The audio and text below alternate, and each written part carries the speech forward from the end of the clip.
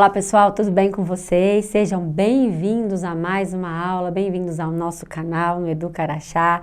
Vamos lá, mais uma aula de Geografia. Eu sou Jaqueline Carvalho, professora da EJA, e hoje nós vamos aí com uma aulinha para o nível 1.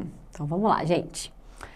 Bom, hoje nós vamos começar um tema novo, que é a região Centro-Oeste. A gente continua falando aqui, né, das regiões brasileiras. Nós já fizemos a Norte, fizemos a Nordeste e hoje a gente vai começar a Centro-Oeste. Então, as nossas próximas aulas, né, pelo menos as nossas duas próximas aulas, nós vamos continuar com a região Centro-Oeste. São temas extensos, que então acaba a gente demorando aí um pouquinho mais para continuar, tá bom? Para terminar. Mas vamos lá. Bom, então vamos dar início aí ao estudo dessa região. A gente tem aqui 3 estados que são o Mato Grosso, Goiás e Mato Grosso do Sul, certo? Mato Grosso com a capital Cuiabá, Brasília com a capital, Goiás com a capital Goiânia, Brasília que é o Distrito Federal, que não pertence ao estado de Goiás, embora esteja cravado aqui dentro do território de Goiás, é um Distrito Federal. Então o território, na verdade, pertence à União, ao governo federal, tá? Nós ainda vamos falar mais de Brasília. E Mato Grosso com a capital Campo Grande. E é uma região que não tem litoral, né? Das nossas regiões brasileiras, essa aí não vai ter a presença de litoral. Então a gente aqui não vai ter portos, né, para fazer escoamento de produção. Essa é uma região que depende de usar portos, então, de outros estados para fazer o escoamento da sua produção. Bom, agora a gente vai começar a falar dos aspectos físicos da região Nordeste. Nós vamos começar falando do clima. Bom, quem já morou, quem já foi passear na região Centro-Oeste, sabe que lá é bem quente, que as temperaturas são muito elevadas, né? O pessoal lá sempre fala que é um calor absurdo, né? Com temperaturas altíssimas, porque é o clima tropical típico, né, gente? Com verões muito chuvosos, invernos bem secos, né? Com uma queda de temperatura, obviamente, no inverno, mas com verões muito, muito quentes, tá? Então, olha só, a gente tem aqui a presença do clima equatorial nessa parte laranja, o equatorial que é o mesmo clima predominante no norte do país. O que acontece, gente? Originalmente, antes da gente ter ocupação do homem, toda essa parte aqui do Mato Grosso compunha também a floresta amazônica. Então, na verdade, a floresta amazônica, ela não está só na região norte do país. Ela pega um pedaço do Nordeste, ali no Maranhão, e aqui ela vai pegar um pedaço também do Mato Grosso, tá? Então, originalmente, a gente encontrava a floresta amazônica nessa região aqui, né? Hoje acaba que a fronteira agrícola já impulsionou, né, o estado do Mato Grosso. É uma área já extremamente devastada, ocupada por pastagens e plantações, né? Mas originalmente sim, então a gente vai ter o clima equatorial. Depois a gente vai ter predominantemente nessa região o tropical típico, né? Com 2 estações bem definidas, invernos amenos e secos, verões chuvosos e quentes, e aqui, né, nessa parte mais escura, o tropical de altitude. Gente, o tropical de altitude é porque nessa região é uma região mais serrana. E o que a gente vai ter de diferença?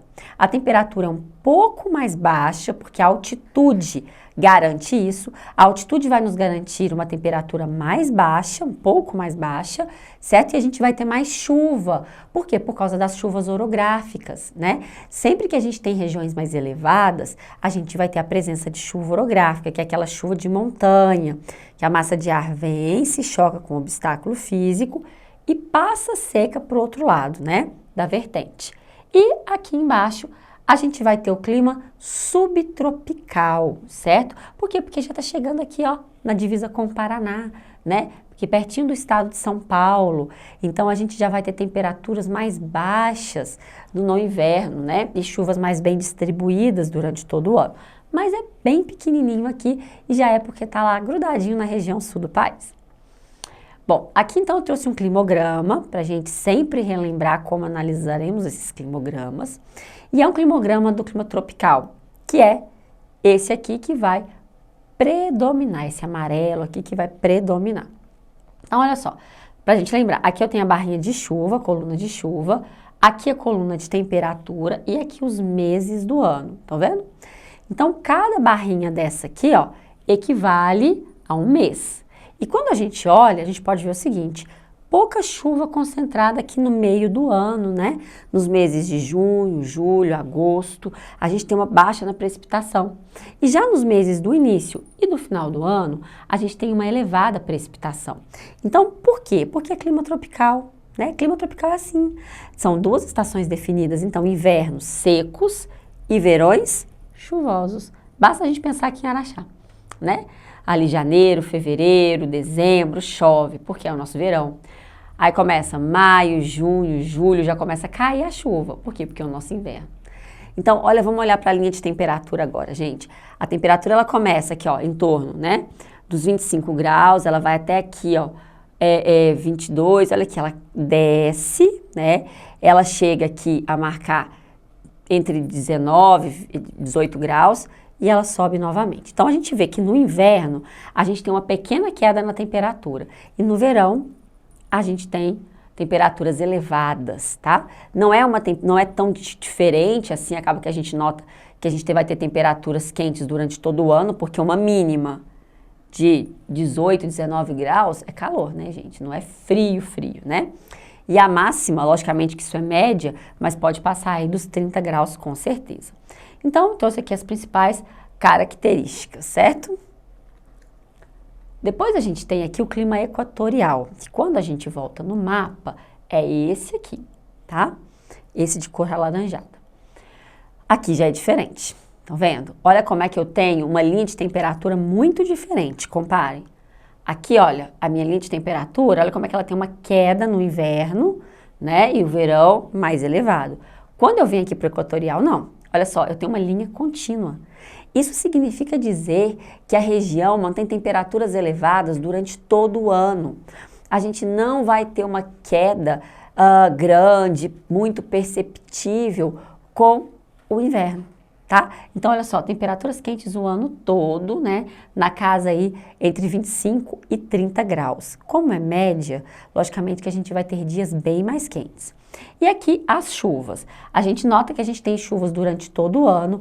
Essa chuva é bem distribuída, embora aqui, né, no final do inverno para o início da primavera, a gente tem uma pequena queda nesse volume de chuva, mas no mais, as chuvas são bem distribuídas durante todo o ano.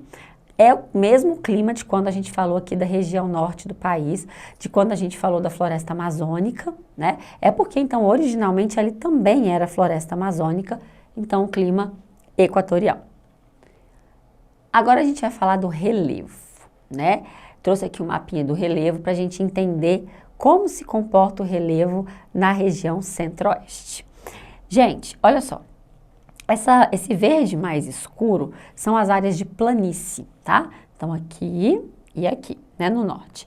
E aqui a gente tem a principal planície da região centro-oeste, que é a planície do Pantanal, que é a planície mais baixa que a gente tem. Ela é de topografia rebaixada e é por isso que quando é época de chuva, ela vai alagar. Então, nos meses de chuva, aqui é tropical, né, clima tropical, então é o verão, o que vai acontecer? A gente vai ter grandes áreas do Pantanal inundado. É comum a gente ver imagens dos fazendeiros tirando gado das regiões que vão ficar alagadas, porque é normal todos os anos que essa região tenha esses pontos de alagamento, tá? Então aqui no Pantanal é comum.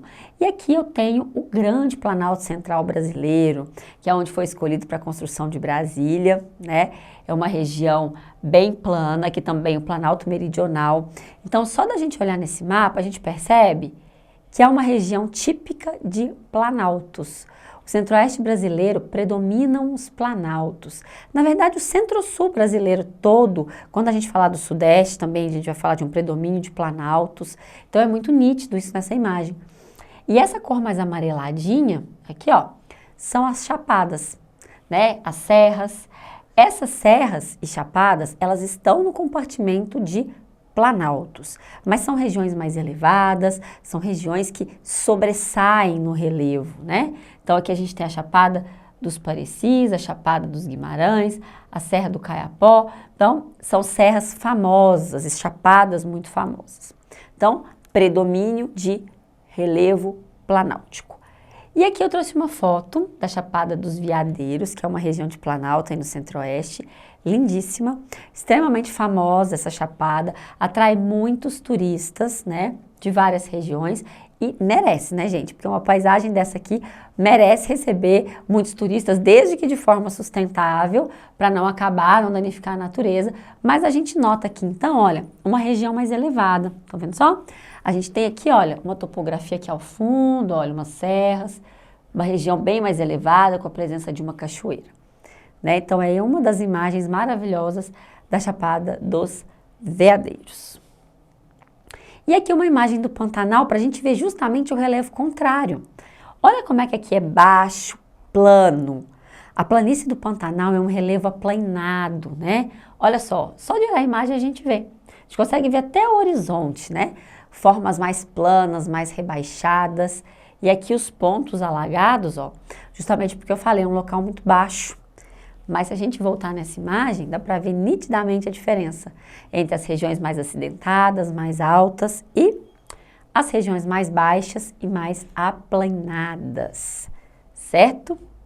Então, esses são os dois principais tipos de relevo da região Centro-Oeste: predomínio de planaltos e ocorrência de planícies. E a principal planície que a gente tem é a planície do Pantanal Mato-Grossense. Bom, e aí vamos falar um pouquinho da hidrografia. É uma região rica em rios, o Brasil todo, né? É muito rico. Tirando aqui quando a gente falou da região Nordeste, que eu trouxe a presença dos rios intermitentes, que são aqueles que secam no período da seca, eu vou falar aqui muitas vezes em rios caudalosos, com volumes grandes de água, porque é uma característica do país, né? Esses rios com muito volume de água. E aqui o Centro-Oeste é mais um exemplo. Tá? Então, quais são as bacias que nós vamos ter? Primeiro, eu tenho aqui ao norte a bacia amazônica, então eu tenho rios que nascem no Mato Grosso e correm para o norte do país para drenar o rio Amazonas. Eu tenho aqui a bacia do Paraguai, aqui a gente tem que pensar que já está na divisa, né, dos nossos vizinhos, aí entre eles o Paraguai. Aqui eu tenho a bacia do Tocantins, Araguaia. Essa bacia ela vai subir aqui, gente, para o estado do Tocantins, pega aqui um pedacinho do estado do Pará. Ela é uma grande bacia hidrográfica, tá? Uma bacia bem grande e tem como rio principal o Tocantins e o Araguaia, que tem sua foz juntos. São dois rios separados, mas que tem sua foz juntos, né? E a bacia do Paraná, que é essa aqui mais clara, tá? E aí as características. O que essas águas são usadas? Elas são usadas para navegação, aqui com o uso de eclusas. O que acontece? Como é uma região de planalto, os rios são encachoeirados, então inviabiliza, né, a navegação. Mas o que eles construíram? Eclusas, que é um sistema de elevadores, funciona como elevadores de água. Quando os navios chegam nos trechos desse rio, que são rios, que são relevos acidentados, que não daria para o barco correr, eles abrem as comportas, esse rio se enche de água e aí eles levantam o barco, como se fosse literalmente um elevador.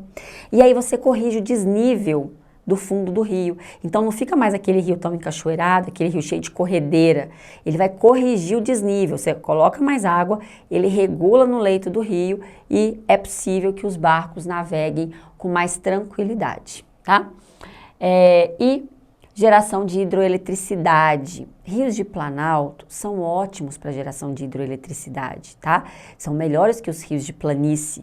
Para rio de planície gerar hidroeletricidade, a gente tem que ter um grande volume de água, tá? Então, rios menores, encachoeirados, já é possível gerar hidroeletricidade. E abastecimento urbano, né, animal, enfim, captação de água para abastecimento das cidades. Então, essas são as principais bacias aí do Centro-Oeste. E aqui eu trouxe uma imagem do rio Paraguai, né, da bacia Tocantins-Araguaia, que é a segunda maior bacia do país, ficando atrás somente da bacia do rio Amazonas, que é a maior bacia hidrográfica do mundo, né? Então, aqui que a gente tem esse desenho do rio Araguaia, certo? Um lindo rio aí. Bom, e aqui também, ainda no rio Araguaia, eu trouxe para vocês uma imagem da Ilha do Bananal. A Ilha do Bananal é a maior ilha fluvial do mundo Ilhas fluviais são ilhas que se encontram dentro dos rios.